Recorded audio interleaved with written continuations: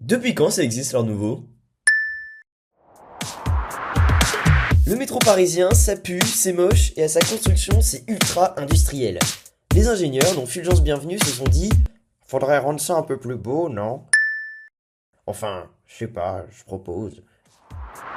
Et ils ont choisi Hector Guimard, jeune artiste parisien ultra en vogue qui manie les courbes et la ferronnerie comme personne. Vraiment comme personne? Pour le savoir, rendons-nous en Belgique, le pays de la frite, de la bière et des gaufres. Et plus précisément à Bruxelles.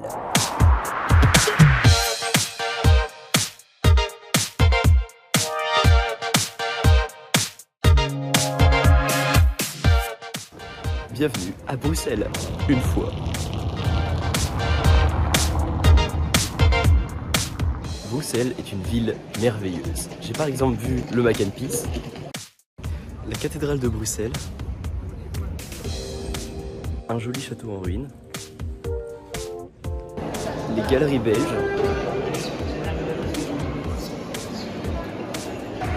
la Grand Place,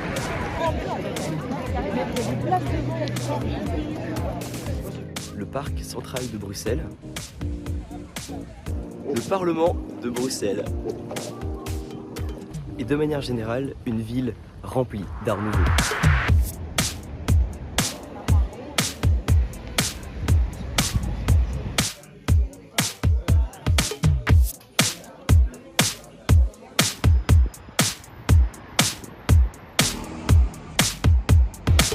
L'artiste belge le plus connu et le plus grand architecte de l'Art Nouveau s'appelle Victor Horta.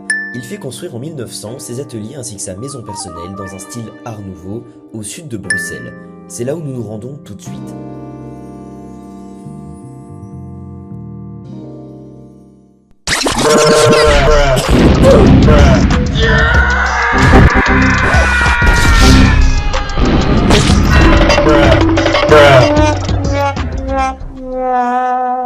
Bon, c'est un peu la loose.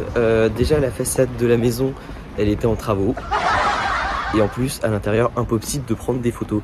Mais je vous assure que j'ai fait le musée. Le problème étant juste que on pouvait pas prendre de photos. Comme je vous aime bien mes petits loustiques, voici une petite sélection de photos prises par des professionnels qui eux ont le droit de prendre des photos à l'intérieur du musée. On y retrouve entre autres parmi les classiques de l'architecture de Victor Horta une grande cage d'escalier très éclairée qui laisse rentrer la lumière à l'intérieur de l'édifice et qui arrive jusqu'à la salle à manger et le salon avec des styles complètement art nouveau et des lustres très représentatifs de l'architecture de Victor Horta. Dans les étages, on continue de trouver les signes typiques de l'Art Nouveau, comme les représentations de la nature, l'expression des courbes dans les ferronneries, ainsi que la présence omniprésente de lumière.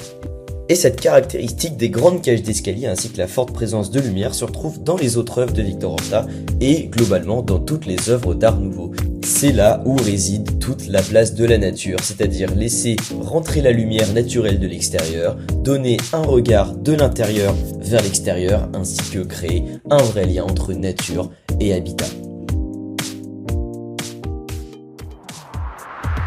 En résumé, l'Art Nouveau et Bruxelles, ça fait deux. Il y en a partout dans toute la ville, mais c'est pas la seule ville en Europe où il y a beaucoup d'Art Nouveau. Et oui, mais il y en a aussi à Paris et à Boulogne, et ça, je laisse le Martin du futur en parler. C'est tout pour moi, à bientôt.